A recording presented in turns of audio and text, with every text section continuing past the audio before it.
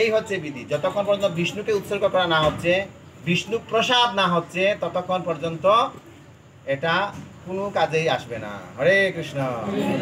খুব গুরুত্ব সহকারে বুঝবেন। আরেকটা বিষয় হচ্ছে যে এই আত্মাটা জড়দেহ যখন ত্যাগ করে তখন সে চিন্ময় দেহ প্রাপ্ত হয়। কি দেহ প্রাপ্ত হয়? বিষ্ণু চিন্ময়, বিষ্ণুর প্রসাদ চিন্ময়। আর যে ব্যক্তিকে আপনি আহার গ্রহণ করাবেন সেও চিন্ময়। তাহলে চিন্ময় বস্তু যাকে আপনি চোখে দেখেন না, তাকে স্পর্শ করতে পারেন না, তাকে আপনি কিভাবে জড় বস্তু দিলে খাবে? কি দিতে হবে? চিন্ময় প্রসাদ দিতে হবে। কি দিতে হবে? চিন্ময় প্রসাদ। চিন্ময় আত্মাকে চিন্ময় প্রসাদ দান করতে হবে, তখনই সে এটা গ্রহণ করবে। নইলে আপনার জড়বস্তু গ্রহণ করার কোনো ক্ষমতা আছে? বিষ্ণু যদি প্রসাদ না হয় তাহলে এটা চিন্ময়তা প্রাপ্ত হবে? আর চিন্ময়তা প্রাপ্ত না হলে কি সেটা কখনো গ্রহণ করবে? মৃত ব্যক্তি গ্রহণ করতে পারবে? পারবে না। এর জন্য বিষ্ণু প্রসাদ হতে চিন্ময়, আর সেই চিন্ময় আত্মা কি করে? সেই প্রসাদ গ্রহণ করে। এভাবে কৃষ্ণ দাস অভিমানে তাকে সেই প্রসাদ দান করতে হবে। সবাই হচ্ছে কৃষ্ণের। মহাপ্রভুকে জিজ্ঞেস করা হয়েছিল জীবের স্বরূপ সম্পর্কে, তো মহাপ্রভু বলছে জীব হচ্ছে কৃষ্ণের নিত্য দাস। জীব হচ্ছে কৃষ্ণের নিত্য দাস।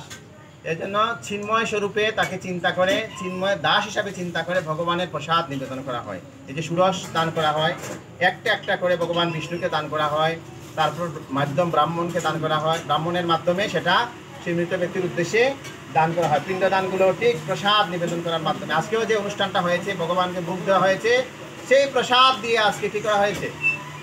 যত তাদের নিজস্ব আত্মীয় ব্যক্তি রয়েছেন, পিতৃপুরুষ রয়েছেন, তাদের উদ্দেশ্যে আজকে প্রসাদ নিবেদন করেছে। কি প্রসাদ? বিষ্ণু প্রসাদ। কি প্রসাদ?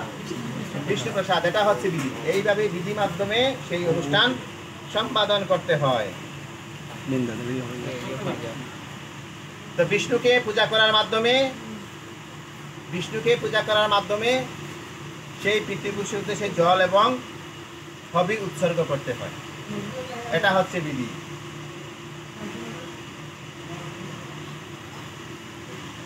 দেখুন কেন করবেন। প্রভুপাদ বলছেন যে সেই উৎসর্গিত প্রসাদ সেবন করার ফলে সমস্ত পাপ থেকে মুক্তি লাভ হয়। হরি বল। অনেক সময় পিতৃপুরুষের বিভিন্ন পাপের ফল ভোগ করতে হয়, এবং অনেক সময় তাদের কেউ কেউ জড়দেহ পর্যন্ত ধারণ করতে পারে না, সূক্ষ্মদেহে প্রেতাত্মা রূপে থাকতে বাধ্য হয়। যখন বংশের কেউ পিতৃপুরুষের ভগবত প্রসাদ উৎসর্গ বা পিণ্ড দান করে, তখন তাদের আত্মা ভূতের শরীর অথবা অন্যান্য দুঃখময় জীবন থেকে মুক্তি লাভ করে, শান্তি লাভ করে।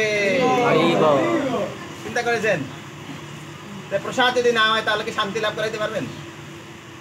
হ্যাঁ, চাল কতটা কুটে নিয়ে যদি শ্রাদ্ধ করে নেই, হয়ে গেল? হবে না।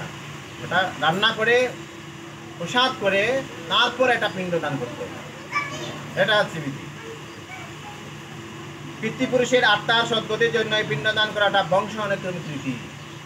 যেই বংশে মৃত্যুবরণ করুক, পিণ্ডদান করতে হয় কিনা? না পিণ্ডদান ছাড়া হয়?